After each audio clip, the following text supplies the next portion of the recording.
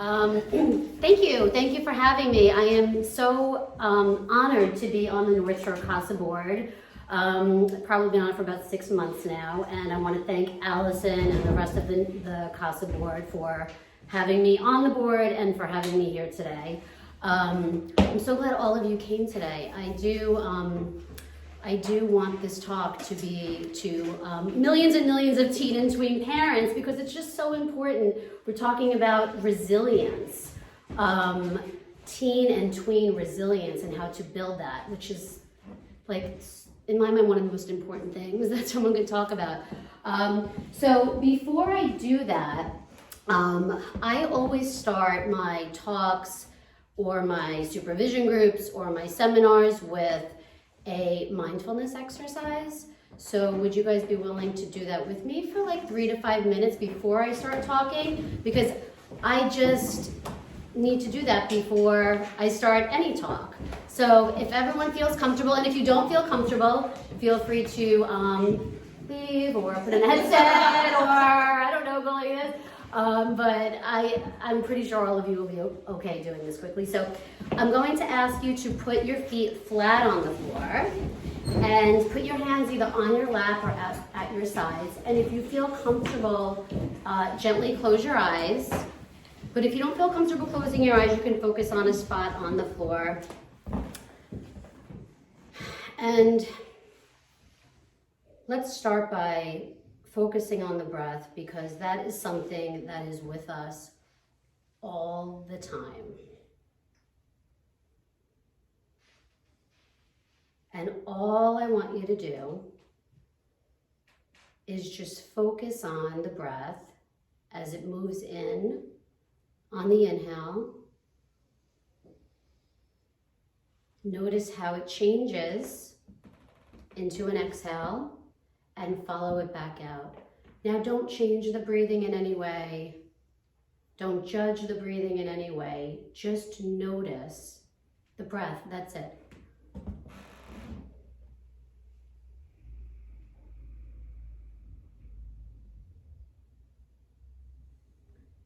Notice the quality of the breathing. Is it deep? Is it labored? Is it fast? Is it slow?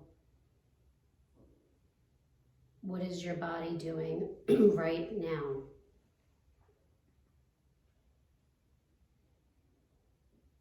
Now you might notice that your mind takes you away from the breath, but that's okay because that's what minds do. That's what makes us human. If you notice your mind drifts off, notice where it went and then just gently shift it back to the breath.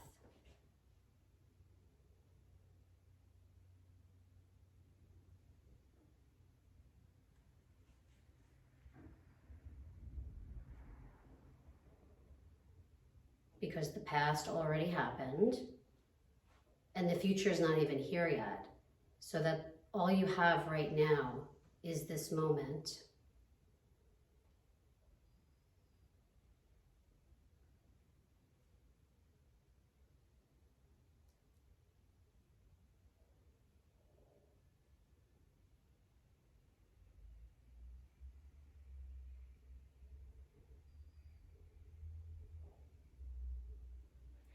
Okay, whenever you feel ready, you can gently open your eyes. Okay, thank you. I took some notes so I don't forget. I'm going to talk for a half hour, but if you have questions, raise your hands in the middle. So I just wanted everybody to know that, so I have years and years of experience as a psychologist, right? My husband and I have our own practice, New York Behavioral Health. So I've treated, I don't know how many, tons and tons of teenagers, tweens, children, and adults. So I have that anecdotal clinical experience. Also, we practice evidence-based practice, which is rooted in science. So a lot of the things I talk about is research and evidence-based. And thirdly, and most importantly, is that I'm a mom myself. So that really is where I think my biggest achievement is. Because working with parents for so much of my life, while I believe I was effective in lots of the things I was doing, it wasn't until I actually had my own that I sat down with parents and said, get it, sorry, like I could tell you these things, but I get how hard this stuff is. So I wanted to put that out there because lots of the things I'm going to be talking about are research-based and what I inform clients, but I want you to know that I try all of these things that I preach, and I'm not perfect either. So I don't want people to walk away like, oh, you know, there's so much and I'm not doing it right. None of us are doing anything right, okay? So we're starting this talk with taking away the mom guilt and the dad guilt and moving forward from there. Because I know that happens a lot in these talks, and I want to end on a positive note too. This isn't just doom and gloom, because a lot of these talks are sometimes a little hard. So we're going to end it on a positive note. So resilience, the word resilience, what it means, just in terms of my field, is the ability to withstand a challenging situation, go through it, and then recover quickly. Right? That's what it means. It means being able to go through tough times in life, do it. It's hard. It doesn't mean do it and it's not hard. It doesn't mean we're avoiding things that are hard. It means we're doing it. We're acknowledging that it's hard. We're accepting and dealing with that it's hard. And then we're recovering and we're going to do something hard again. That's what it means. So how do we raise these little humans to become resilient adults? Isn't that really what we want for our kids? We want our kids to be happy. Okay, this isn't a happiness lecture, but happiness, first of all, we all return to our baseline of happiness no matter what we achieve in life. And I'm talking about the general population when I talk most of the time today. I'm not talking about people who have depression or anxiety or some other challenges. Like those would be separate discussions. What I'm talking about is the general population. We have this notion that once I get that, then I'll be happy. Right? Once I get my doctorate, then I'll be happy. I'm the same happy now that I was when I was in grad school. Once I get into Duke, I'll be happy. No, you'll be the same happy that you were. Everyone goes back to the baseline. Once I get married, I'll be happy. Once I have my first baby, I'll be happy, right? So these are like exciting things to look forward to. But the bottom line is you're returning to your baseline of happiness after every achievement. And so we want our kids to be happy, but they're not going to be happy all the time, right? We know that. And we don't want to save them every time we think they might not be happy, because then they won't learn how to cope with difficult situations in life. Okay, so we want our kids, and what I think is we want our kids to be resilient humans who are able to accomplish their goals, right? And if they're able to do that, they will have enough happiness to last them a lifetime. So which means we have to watch them stumble, fall, and fail, and have knots in our stomach and be sick to our stomachs, because we have to watch them do that and get up themselves. Okay, that's what this is really going to be about. How are we going to do that? So what do resilient people who show resiliency in different areas of their life, they have self-awareness, okay? They're aware of their inner experiences and how the world impacts them. They have self-control. So a lot of what I'm going to talk about is about perceived control. So much about anxiety and depression has to do with people thinking they don't have control over their own lives. That's really what it comes down to. So if you believe that you have control over different aspects of your life, you're better able to cope and handle difficult situations. So control, we want our kids to feel like they have control over their own lives. That's really what we want. Resilient people can problem solve on their own. I'm not saying seeking out advice is a bad thing, or I'm not saying that you let your 5-year-old figure out a difficult situation on their own. What I'm saying is we as parents be acting as supporters, right, rather than advisors. I think is what the bottom line is. How do we give them the information they need to make their own decision? So, right, helping them weigh the pros and cons, but then they make the decision and then they move forward and carry it out. And that's not the right decision. That's not the right decision, but you let them make that decision. And then they realize that was the wrong decision. But them going through the wrong decision and crashing, they will learn more than you giving them advice that it's the wrong decision. Does that make sense? You could sit in a million lectures. They're sitting in a million lectures every time you give them a lecture. And it's in one ear and out the next. The way that somebody truly learns is to go through the experience themselves and have the natural consequences of those experiences. So problem-solving skills are really crucial in building resilience. And then, of course, social support. And when I say social support, I don't just mean friends. I mean support in the house, support with the family in making some big decisions. So, I don't have that notes here. I'm trying to figure out the best. Okay, I have to talk about this because I somehow weave it into every lecture I ever do, even if it's not relevant. Michelle knows what I'm going to say. One of the biggest problems is lack of sleep. I have to put that out there. Okay, and why is that related to resilience?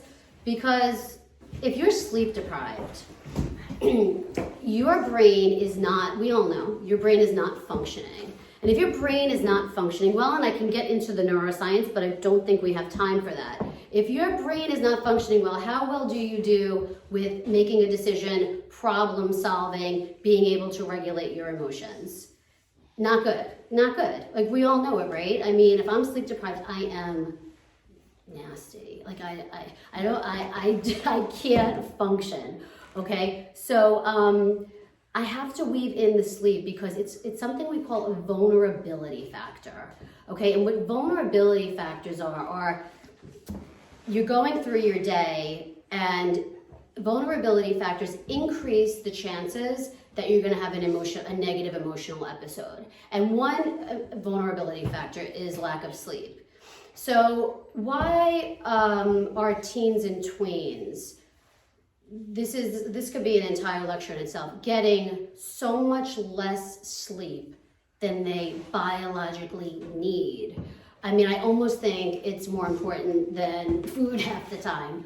They need 9 hours. Why? Because the way the human brain develops, it develops very, very rapidly in utero and then the first couple years of life, right? When they're starting to walk, when they're making all of these neural connections. Then when we have our elementary school kids, it is growing rapidly, but not as rapidly as the 12 to 18-year-olds. So the 12 to 18-year-old brain is growing more rapidly than any other time in your whole life besides like when you're learning to walk and when you're learning to talk. So it needs sleep in order to make those neural connections, in order to function as a problem-solving adult. Does that make sense? So I don't know what has happened. I think kids all have a lot on their plate. I think they have a very long school day. I think the school day starts too early for them because teenagers' circadian rhythms, you probably already know this, is different from adults. I don't know evolutionarily why that's the case. I've been meaning to research this for years and never get around to it. But teenagers have a natural night owl circadian rhythm, whereas adults don't, although some adults do. It's actually genetic. If you're a super early bird, or a super night owl, there's a genetic loading for that. The loading is more for the early bird than for the night owl, but teenagers are natural night owls, so they don't feel the need to go to bed, and then school starts like earlier than elementary school? I don't understand why and how that's happened. The reading I find is because of sports, and then they get home too late, and their homework and all that. But they are missing too much sleep. So I'm not going to go on sleep much more, but we got to try to increase the sleep a little bit for them. Okay, and then some other vulnerability factors, nutrition. I'm not going to get too much into that. Family discord, hormones, right? Okay, so we got, the teenagers are not easy. Oh man, okay. I won't get into too much, but we also have a lot to talk about with temperament. I'm not going to talk about it at all because I don't have time. But temperament is the way you're genetically loaded from birth that pretty much remains static throughout the course of your life. But environment does account for some of your personality. But you know that we all have, I'm assuming all of us in here are parents, and if you have more than one child, you've had the conversation, at least everyone I know has had the conversation. I can't believe they're so different. They're raised in the same house, and this was this, and that was that. And but they have the same parents, right? Because they're like genetically different, and their genetic, their hardwiring is different, right? So there are some kids, and I hate the name of this temperament, like I want it to be changed. It's called negative affectivity, and those are, sometimes researchers call them the orchid kids, and those are the kids that are super sensitive to their environment, okay? They notice every facial expression, right? They notice two girls are talking about them, this is happening, or that one said that, right? They're just very sensitive, or like have a startle response. Right? So they just have this vulnerability. They come out of the womb with a higher vulnerability to their environment. Whereas some researchers call them dandelion kids, where it's just like, whatever, roll up your back, I don't care, you said this, whatever, who cares, right? So, but these are some things that remain unchanged throughout life. We know adults who are more sensitive, more vulnerable. So that you wanna know your kid, and you wanna understand their temperament. That kids who have a higher sensitivity to their external surroundings might need a little bit more support with resiliency. I'm not going to get to, when we talk about fostering resiliency, I like to talk a lot about validation, which is meeting your kid where they are with whatever they're experiencing, even if you don't agree with it. So they're doing the best they can in any given moment, even if you cannot see that in that moment. But you're doing the best you can too in every given moment. Everybody is, with everything that they have. Validation means, it sounds like you're frustrated, or how are you feeling right now? I understand that you're frustrated, okay? All it's doing is saying you're allowed to feel what you feel. It's not saying I agree with it, I agree with you. It's saying you're allowed to feel what you feel, okay? It doesn't, and we all do this. I mean, I've done it. There's no reason to be nervous, right? You think you're helping, but what that's really saying is your feeling isn't valid, like it doesn't make sense. They're nervous. They have a reason to be nervous. Maybe you don't think they have a reason to be nervous, but they're nervous. Or drama queen this and all that. So we all do it, but validation is key so that they understand, okay, what I'm going through is valid. I want to, because this is about resiliency, I really want to make sure I'm hitting home a couple of points.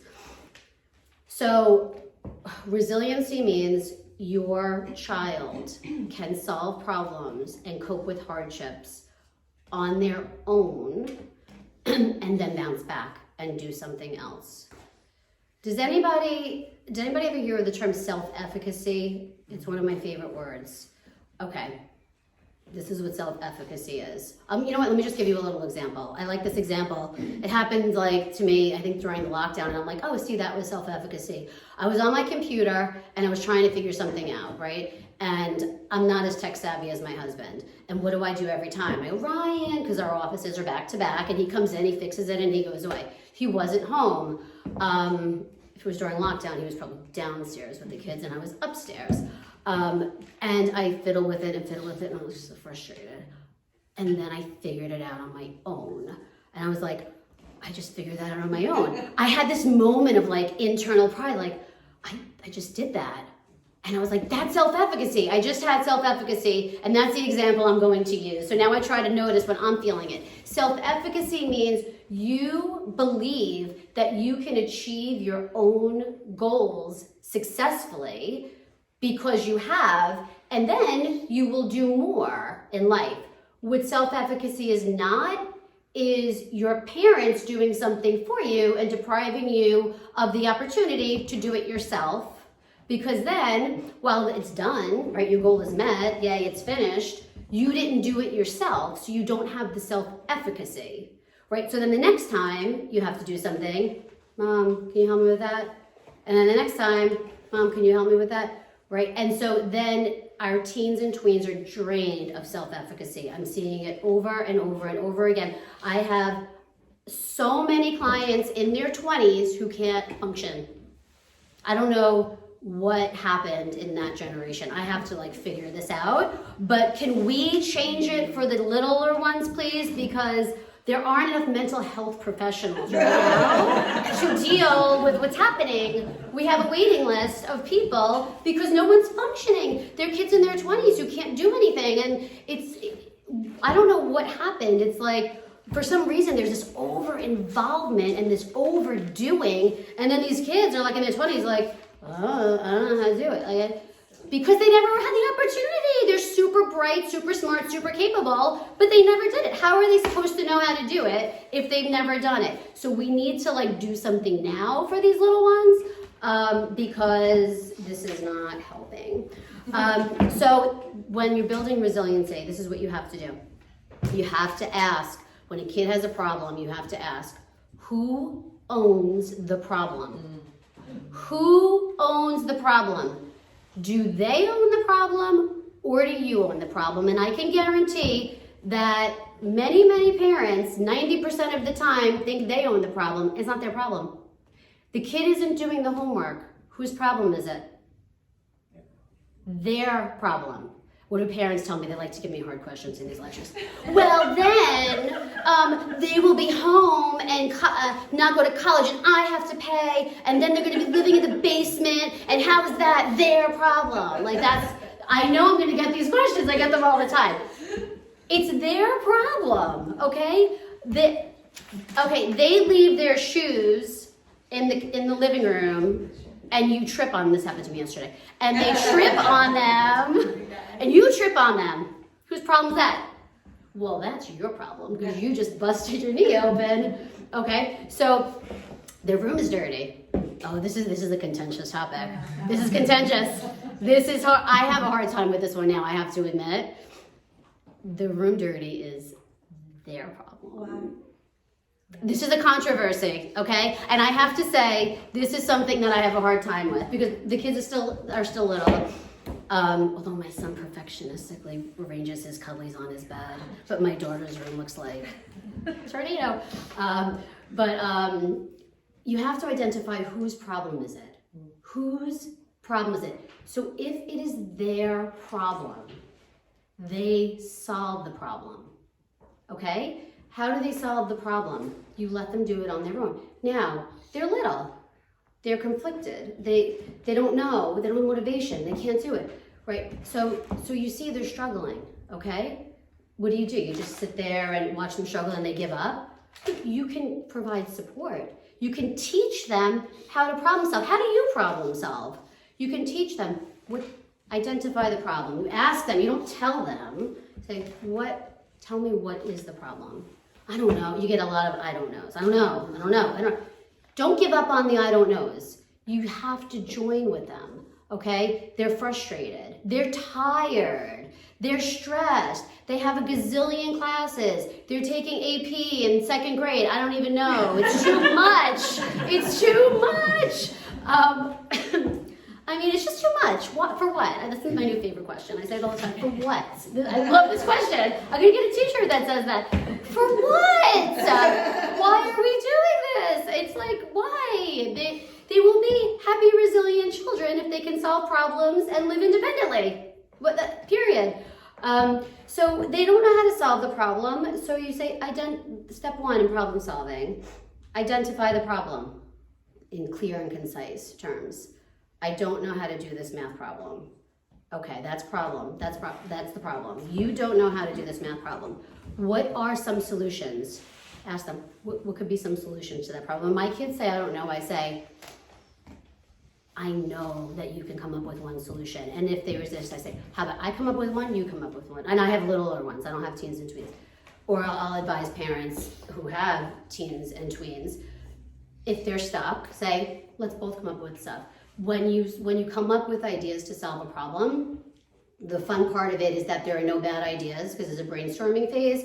So it could be like, aliens come down and do your homework. It's like you just come up with, because you don't want them to be embarrassed or ashamed of their solution, because they might think, oh, maybe that's not a good solution. Maybe they have anxiety that you're going to judge them that their solution's not a good one. So you say, anything goes, okay? Cookie Monster's going to do your homework. Okay, then you pick one, then I pick one. Now we have all these solutions. Okay, let's go through them. Which one do you want to try? I don't know. Let's just pick the top 3. Then try it. So then you're teaching them how to problem solve. Okay, try your solution. Let me know how it goes. Now it might be they do it right there in the moment, or it might be the solution with the social stuff. This one was mean to me in school. This one left me out on a group chat, blah, blah, blah. Leaving someone out on a group chat, whose problem is that? It's their problem. It's their problem, okay? Most of the problems are their problems. And then they go through the problem solving, they try it. Say, do you want me to check in with you tomorrow to see how that went? How did it go? It was bad, Mom. It was bad. That was the worst. Okay, so what's the next way to solve this on the list? That is teaching them problem solving. Okay, now, when you own the problem, we do collaborative problem solving. Collaborative problem solving means you solve it together. Okay? I'm giving you very simple examples. I realize shoes on the floor is not the end of the world, and a math problem's not. I understand problems are bigger than this, but for simplicity's sake, I'm giving simple examples. The shoes are on the floor, and now that's your problem because you've tripping on them every single day, and you want to talk to your kid about it, and instead of saying, pick up your shoes, pick up your shoes, pick up your shoes, pick up your shoes. All right, okay. You sit down with them. When you do collaborative problem solving, and if you're having any difficult conversation with anybody, anytime, including spouses, you have the difficult conversations when everybody's in a good mood and nobody's stressed. So you do it on a Saturday afternoon, you do it after all the homework's done. You don't have difficult conversations during difficult times because that doesn't work. It just doesn't work. Okay, so you have the conversation on a Saturday afternoon. Hey, I noticed. This is in a neutral, non-judgmental way. I noticed that you leave the shoes in the living room floor. What's up with that? What's going on? They respond. There's a protocol to this. You respond. You state your problem. The problem for me is that I've tripped and now need an MRI on my knee because your shoes are on the floor.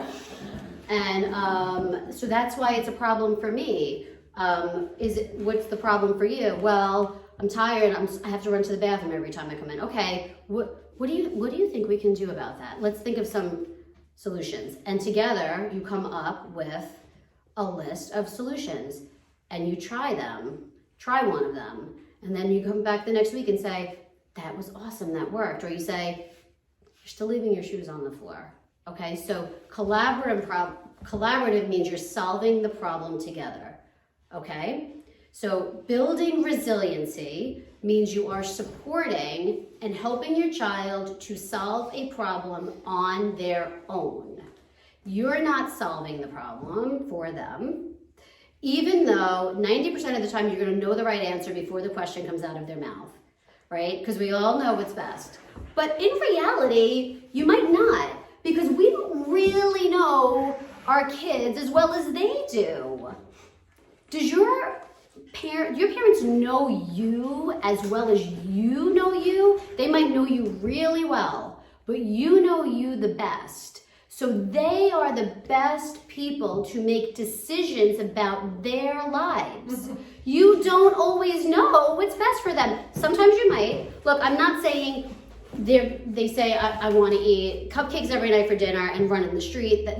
They're still little brains, right? But when it comes to making decisions, they need ownership over the decisions they're making. So we talk about resiliency. We're talking about reducing vulnerability factors as much as possible, good sleep, good nutrition, having your home be a safe place, okay?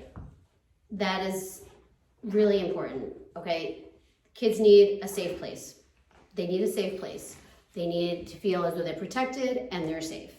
And having your home as a safe place is key to children feeling as though they can take risks and solve their own problems and become independent people without being embarrassed or scared or ashamed or any of this stuff. So the home being a safe place also helps with vulnerability. So you want to reduce the vulnerability factors, and you want to increase their self-efficacy and their belief that they can problem solve and manage their lives on their own. Those are really the key things. I wanted to make sure I got to. Hold on, there's, let me just see if there's anything else I want to make sure. Oh, there's one other thing I just have to touch on. I'm at 30 minutes, but I have to talk about this. I think another problem is, here's where I think we've gone wrong. You know when you're doing nothing? When I mean, like, when you're doing nothing, like, there's nothing to be done. You're just sitting there doing nothing. Everyone's like, what are you talking about, lady? None of us have that. That's the problem. Because you know what that is called? That's a default network. In neuroscience, it is like crucial to mental health. And it's crucial to problem solving and being able to reflect on things that have happened and things that are going to happen and putting it all together in your brain. I think that we are all in our default mode when we're taking a shower or driving, because I don't know any other time that we're actually just like, even at night, it's like, what's on, you know? So that's, because as I think about this stuff, I'm like, when am I in default mode? And I'm like, no, I think those are the two times, unless there are other times. Because in yoga, I really try to be focused on the moves. So here's another thing, the kids don't have default modes anymore because it's a screen. They don't have that time. Like when my kids say they're bored, I'm almost happy. I'm like, I say to them, that is great for your brain. What do you mean? What am I supposed to do? Figure it out. And I ignore them. I healthily ignore them because I don't want them to think I'm going to cure their boredom.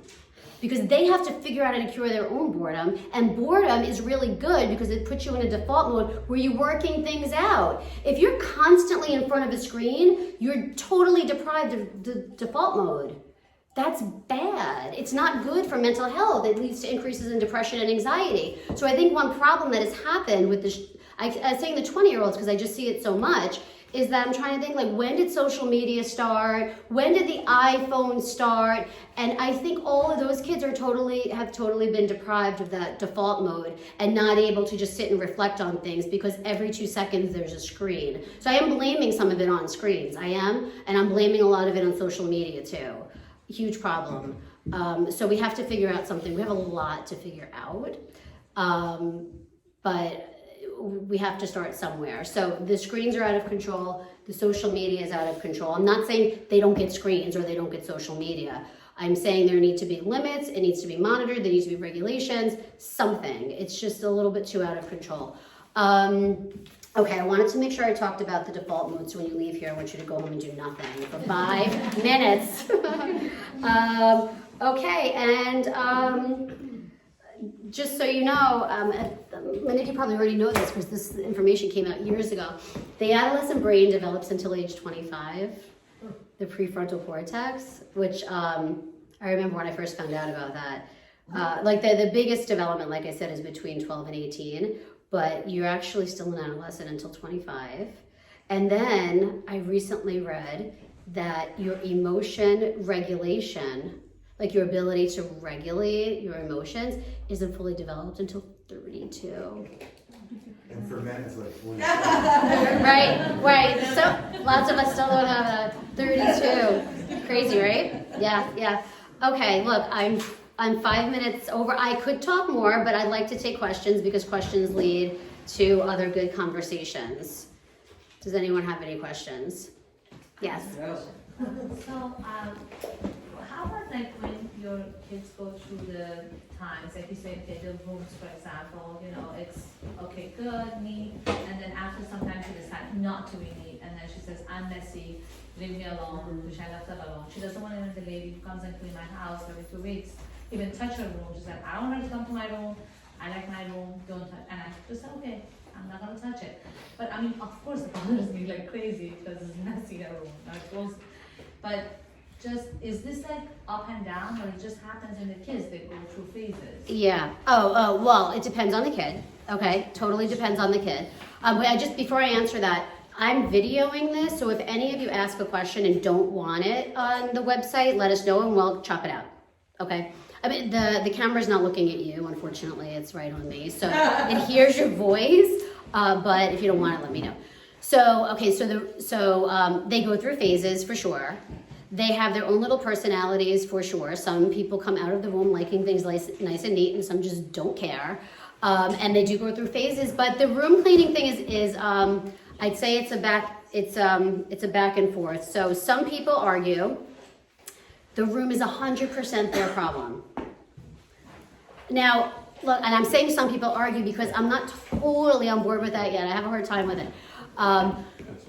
Because then parents say, well, they're leaving old food in there and it smells and then it's my problem. You know, I just get every combative person. I would say as a family or as parents, you decide if you want the room to be their problem. And if you want the room to be their problem, then that's a commitment that you're making, period. And their room can look however you want it to look. And if you have a cleaning person and they come in and they change the sheets or whatever, that's fine.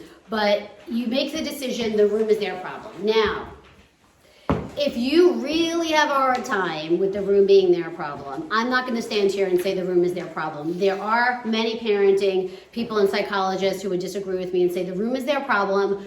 I totally disagree with you. I think if the room being their problem, by the way, makes your life a lot easier. That's a pro, okay? Because then you don't have to even deal with it at all. It actually makes life a lot easier, okay? But if you still want some control over the room, then that would be a collaborative problem-solving approach, okay? Or it could be a compromise, like, can you at least make your bed every day? A problem-solving, let's work it through. But whatever you decide, you have to stick with it. Your kids have to trust you. You can't be like, I'm gonna take away everything and then not take it away. Or say, no, it's fine, and then take it away. Like, the consistency is really key. You really want your kids to trust you so that when they're going through hard times or when they're, let's say they want to know about substances. Let's say they saw their friend doing something. We really want our kids to be like, listen, this is what I saw, this is what I did, to be able to tell you and for you to be able to hear them without being like, how dare you? Because who are they going to get their information from? They get a lot of information from their siblings, right? I'm not siblings, yes, but peers, yes. But you want them to be able to trust you. So whatever you decide, you really want to be able to stick with it, and unless you revisit it with the kid. So this is a great topic, a messy room. We have a messy room, and I'm at a point where, okay, if she's okay with it, I'm okay with it, which I'm not. But it makes me nervous. Is that like a sign? Is there like a mess in their No. head? No, that's not a sign of anything. No. Okay, so don't. The condition of your home is not really a sign of anything wrong. Okay. Unless it's like overly clean. Or hoarding. Or hoarding. It could be a sign of something, but right. It can go in different directions. But a messy room by a teenager is normal. Okay.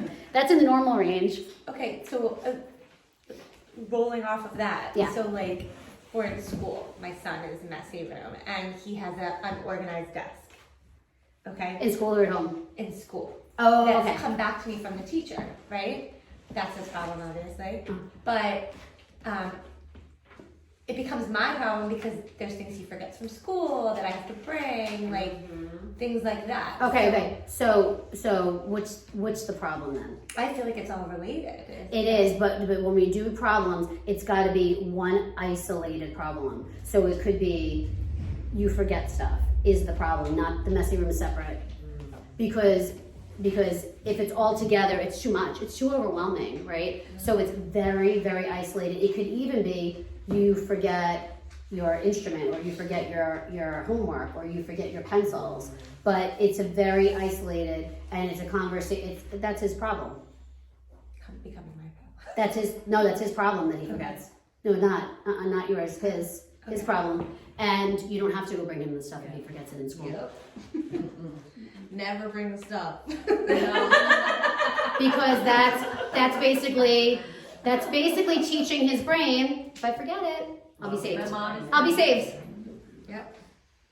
If he forgets it and goes through the day without it and is like, or it feels like, he has to answer the teacher, then he's really learning, all right, I better not forget this. Yeah. And then you help it, you can say, how do you want to handle this? You'd be surprised about how smart and capable your children are when you do that to them. Sometimes they'll come up with a solution like, I didn't even think of that. It's amazing. It's amazing. And then they're in charge of their own little lives. Yeah, it's his problem.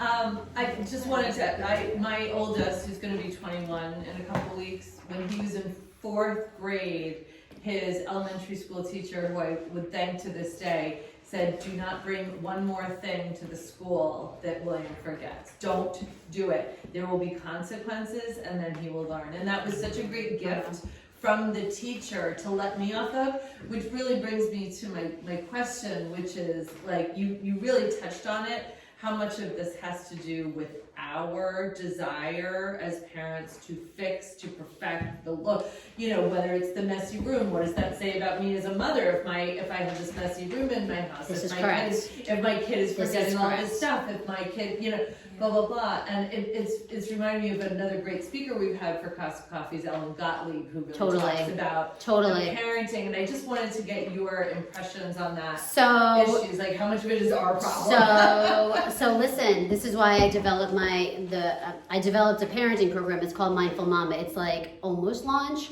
but it's in 3 stages. And the first stage is working on. I'm sorry, it's called Mindful Mama. I'm sorry to any dads, but it's just the way it is unfolded. Right. But what it's about, part 1 is getting yourself to a different place, working on yourself.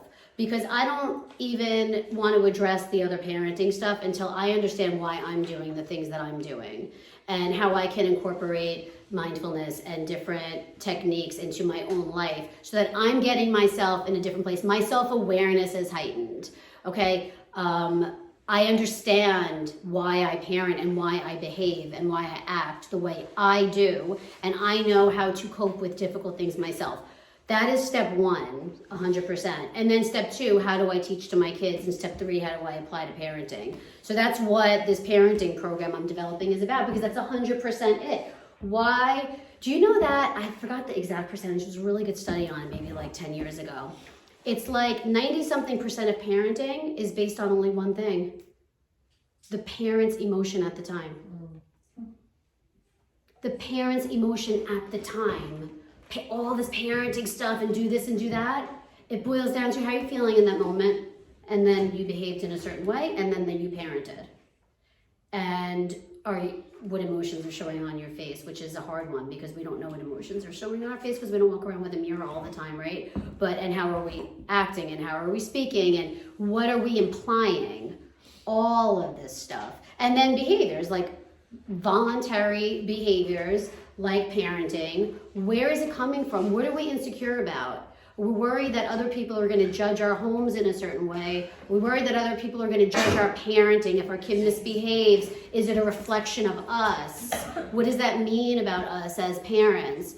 They didn't make the sports team. They left, your child left someone out. Your child was left out.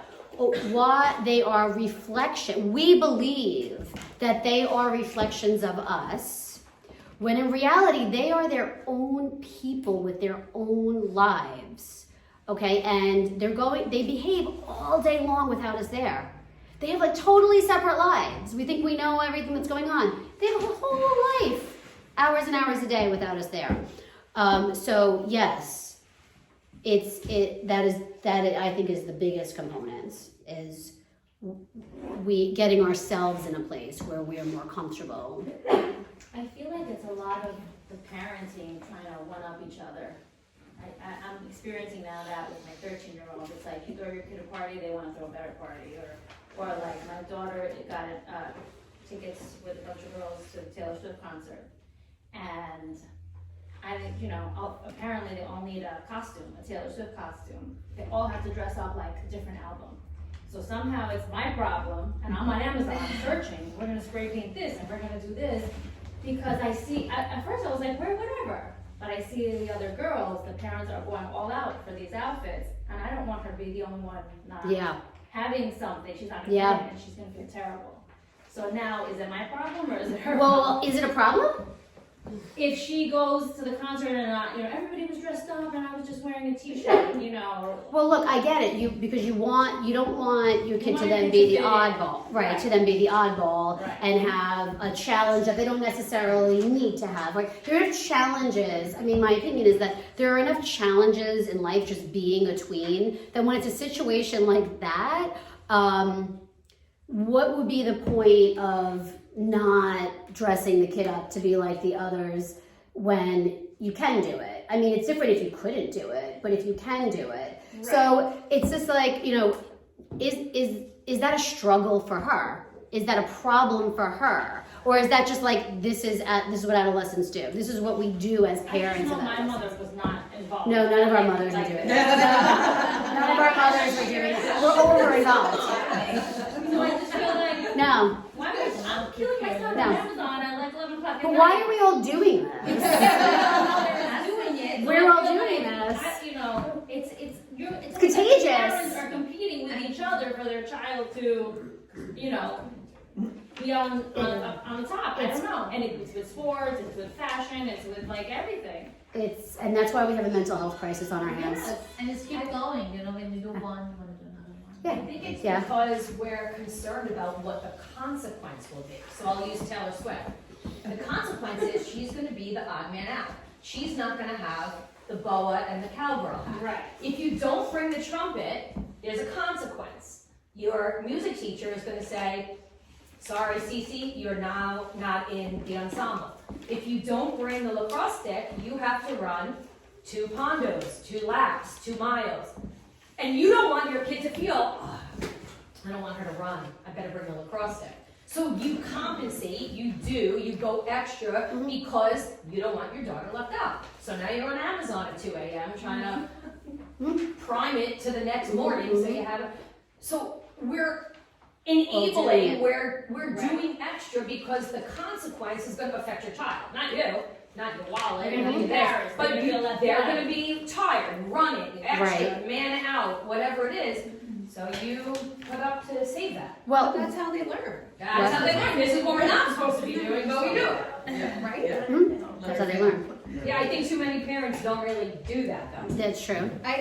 Wait, I just wanted to say that, like, with regard to, like, bringing stuff to school, like, I get it. I'm very much a don't bring things to school parent. Like, if you forgot it, you forgot it. But I have in the past, like, every Monday I remind my daughter to put her tennis racket in her backpack. This was, like, 2 years ago. Or no, last year, I guess. And I told her, like, 3 times. And she did. I saw the tennis racket when she left. And I didn't bring the tennis racket to school. Instead, I called Leonhead Racket. And I said, can you please tell my daughter's instructor that I reminded her 3 times to bring her tennis racket. She's gonna come without it today, and do not give her one. And she didn't. She goes with a friend. It's 2 of them at the lesson.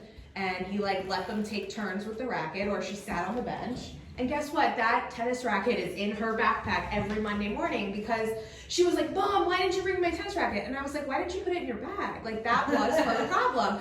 I reminded her 10 times. So, Okay, but what if she buys a new tennis racket? Like, my son forgets his, lunch or his water bottle, and all of a sudden now it's my extra cost. What do you mean? How is that your extra cost? Because She's he's not gonna buy a buying tennis lunch racket. then, he's buying water, a bottle of water instead of bringing his water. Well, she can't buy a tennis racket. Well, but Also, it's she's just just an example of things that you can forget. Okay, not everything is lacrosse and tennis. A lot of it is like, you know, I'm going to a sports event and, you know, I didn't bring a hat, so I'm just gonna buy the hat there. Like, Where does he have money to buy the hat?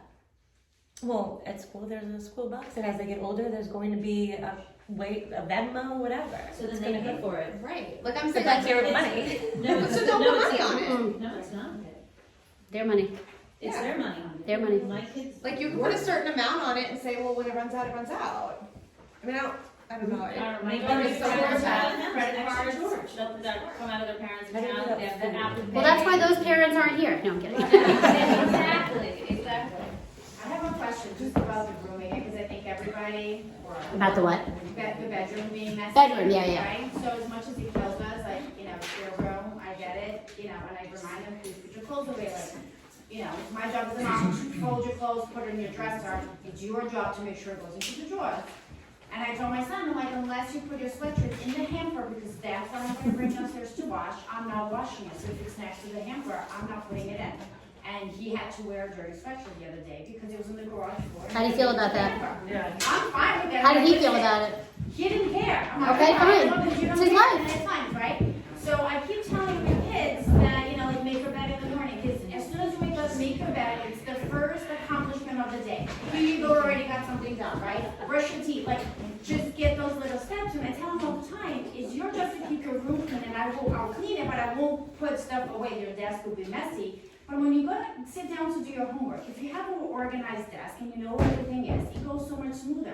And you can find things and you don't forget to put things like load up your backpack the night before, right? So my kids were asking, Mom, where's the can opener? And I'll tell you, it's in the third drawer behind the lemon squeeze because I put it in the same place every freaking time. So now You know, we know everything is. And I don't think my kids need to be there with it, but I tell them, if you put everything back in the same place, you'll always find it. But that's good advice. Right, But yeah. but they can fully process to the way I do, and I get it, I'm not. Yes, trying of to course. make it, but is it because they physically, mentally are not prepared to do that, or they're just lazy? But no, but the thing is, we give a lot of advice all day long and it's in one ear and out the other. What I'm suggesting is that if you're looking at their desk and you want, there are things that kids don't know that we do know. And I'm not suggesting that we don't tell them things that we know. That when you're sitting down somewhere and it has not a day that you're talking about the desk or anything, and you say, listen, I noticed that this happens. I just wanted to give you some information. The reason why Mom knows where the stuff is because everything has a spot. So then I don't lose things. I just wanted you to have that information so that when you are sitting at your desk doing your work, that might be something you want to consider, but it's totally up to you at your desk. That's the way to do it. Then they actually, then they have control. And they think, well, it's my decision, right? It's my decision. I have this information now, and they might consider it, and you might be surprised because then you see they actually took your advice and might do it, as opposed to the lecture or the all day long or the this or the that, or I know the right way, you know the wrong way. You're just giving them some information, saying, but it's your desk. Do what you want with it. I'm just letting you know the way I've organized things because, you know, this is the way I've done it and it's worked for me. And then you just leave it. And that's it. Yeah.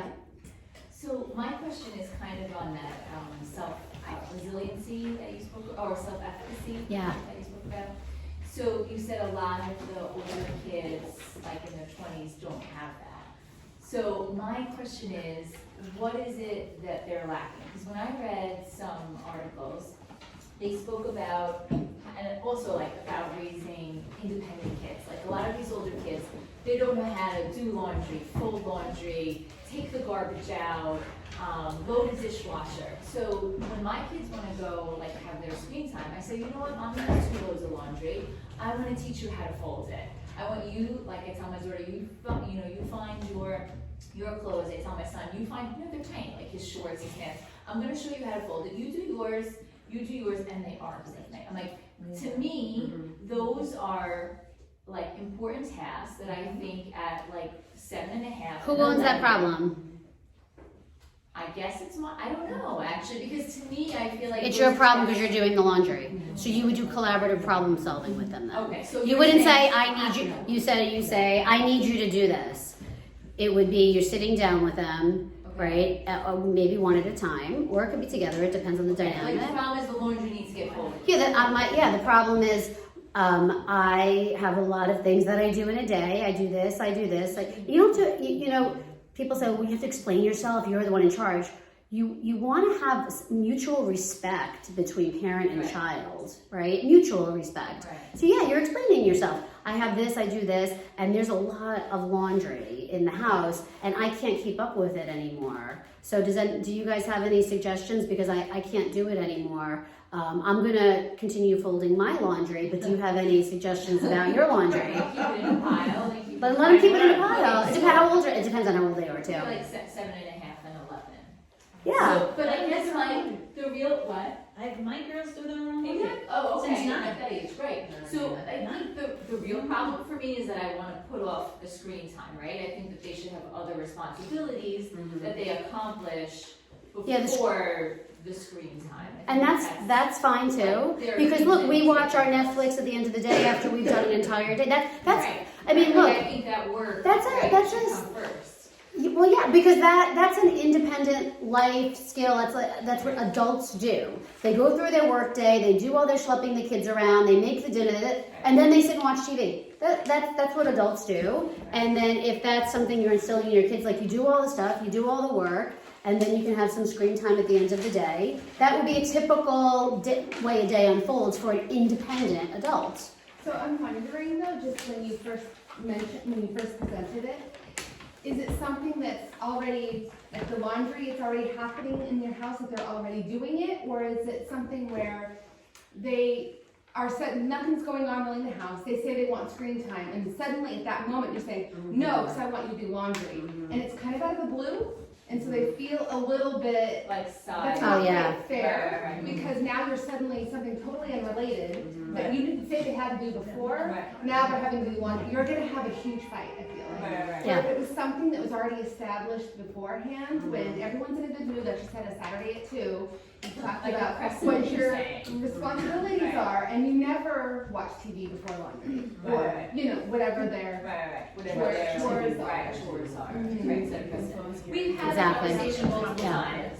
It's just hard to, instill, like you said, after a day when they don't want to do their homework, and the last thing they're going to want to do is any type of chore before they want to jump on the screen. So are there effective methods for getting children to do chores? And to me, those are Are kids still doing chores? I like sitting down as a family. I like sitting down as a family. It's a collaborative sitting down as a family and saying these are the things that have to get done in the house. Yeah. These are fun things we do in the house. Yeah, These are things we have to do to run the house. Yeah. These are responsibilities that we have, depends on the ages of the kids. Yeah. And these are the things that have to get done. I do this, but here are some other things, right? And here are some fun things, Yeah. like screen time, outside, blah, blah, blah, all these things. So I think let's all choose about different, you could use the word chores, different household responsibilities that you would choose from, different fun things that you would choose from, different, outside activities that you would choose from, and let's together as a family come up with a plan. Let's just try it this week. That's the other thing. Sometimes I say, let's just see how it goes this week. Right. Let's just see. And they look at it, because if you say, here are the chores, pick one, they're gonna be like, I'm not doing that. Yeah. But how do we run this household, right? So these are the things. I don't really want to do the garbage. So do you want to do this one? And it's more of like a conversation about how you're running a home with all the gazillion things you have going on. Why do we take on the whole thing? We take on the whole thing. The whole thing. Right. Let's all do it together as much as we possibly can, right? And then they pick, and then, oh, you did, that's awesome. You're doing such a little bit of the positive reinforcement, and thank you so much for contributing, and I did this, and you're a household community kind of thing. So if they like, don't do their chores, let's just say, I have like a list of things that they have to do supposedly without telling them, right? Not always, but they, you know, things that they're supposed to do without me having to ask them, make their beds, you know, do this. Who came up with that list? We did together, actually. Okay. My husband definitely added on more than they wanted, like emptying the pool skimmers, watering, you know, doing things like that. Now, when they don't do it, what's the punishment? But Well, he'll take them out that's of bed going to to go the, empty the pool skimmers. the what? He'll tell them, he'll go and tuck them in, wait for their day to be over, and then be like, well, you didn't empty the pool skimmers. You have to go out there Yeah, that approach is likely to not be successful. Right, it's not successful. Yeah. So what do I do when they don't do it? If I'm not My supposed to? recommendation would be to start back at the table I was just explaining, Okay. laying everything out, having a family discussion about who's going to do what, and you're part of that. It's not assumed that mom does everything if no one picks everything. You're part of it. You say, I'm going to do the dishwasher. I'm going to, right? You're all picking stuff, okay? And then they picked it. They have control over it. When do you want to do it? When do you want to do it? It needs to be done this many times a week, or else blah, blah, blah will happen. So when do you want to do it? Here's your schedule. Here's your school. They have ownership over, like, you decide when you do laundry, they decide when they are going to take the garbage out or whatever it is. Then they have ownership over it. Then you reconvene. That was awesome. You did this, you did that, you did that. You know, and the punishment, I mean, look, I was originally trained on reinforcement and punishment. I'm trained in behaviorism. That was the whole way I was trained for grad school and after. But what I'm realizing is, and what the latest research shows is all that, while the star charts are good, and taking away the star charts, that stuff is fine, it doesn't build up intrinsic motivation, which is wanting to do what you're doing. It builds up extrinsic motivation, which is I'm getting a star for it, but not like I'm really wanting to do it. So you don't want to just base your household on rewards and punishments, because that, for the long term, will not be successful in building that internal motivation. Yeah.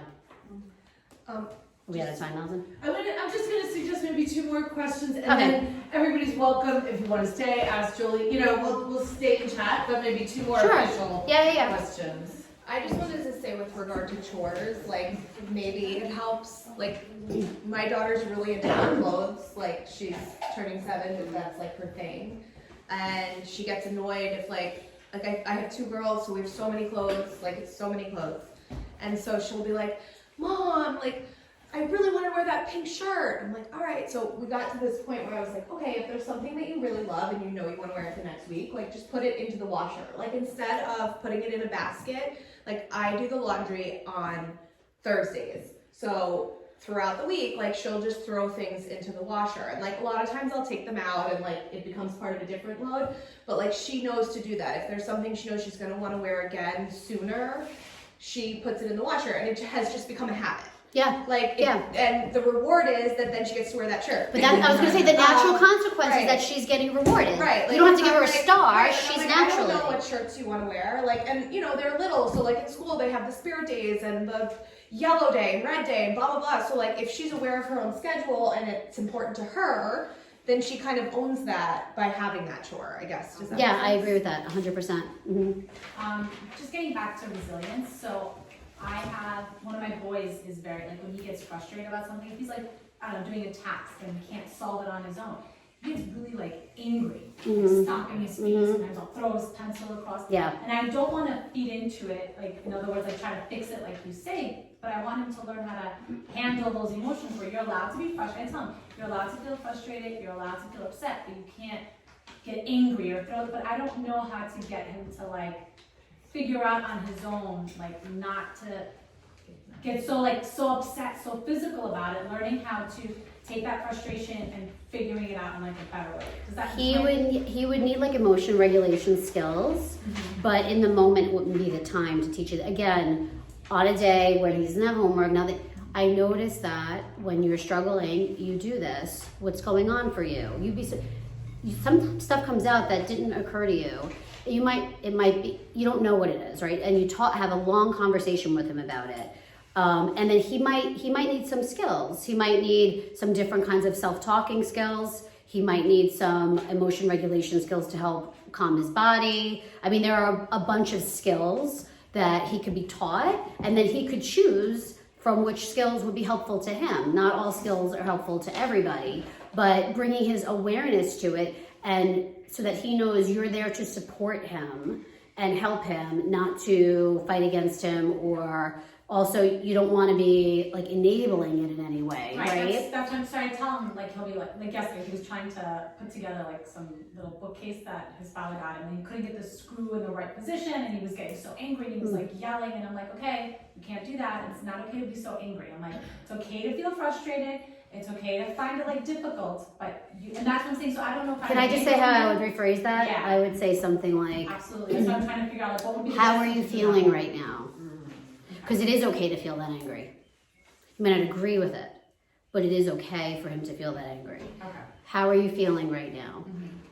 And if he has a hard time, are you feeling angry? What does that feel like for you? Why are you feeling that way? Okay, I understand. And then if some kids take longer to return to baseline, some return quickly.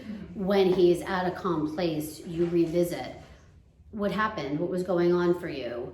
What was happening? You know, and then you talk through it. But it sounds like he wants things to happen. He wants them to happen quickly. He wants them to happen the right way. Yes. And life, that's not going to happen. Right, exactly. So he has to learn how to cope with the barriers. Frustration means you have a barrier to a goal, right? So he has to learn how to cope with barriers to goals, because that's what life is, barriers to goals, right?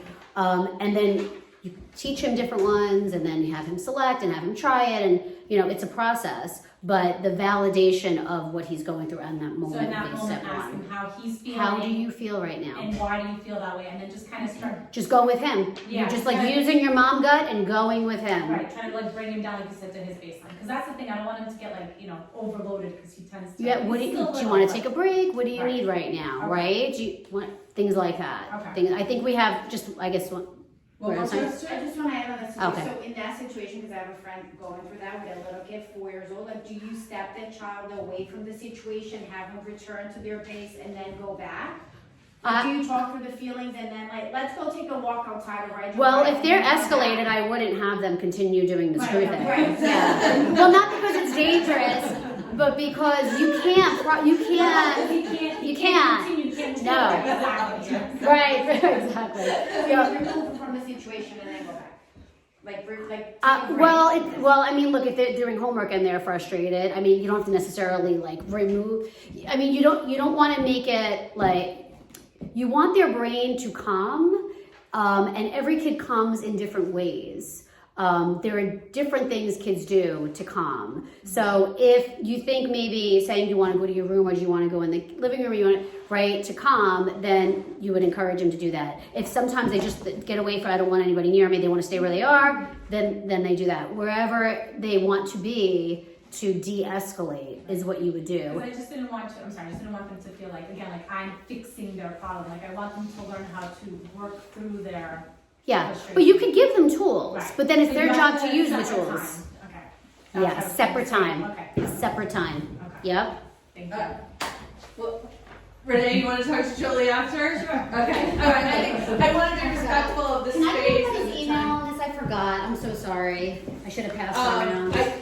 Thank you, Jolie. This was amazing. You're I think we could all sit here for a long time, and feel free to chat with Jolie before you leave. Get some coffee, take a muffin, whatever, before you leave. I don't need it at my house, really. I don't. So thank you so much for coming out. Please stay involved with CASA. Thank you.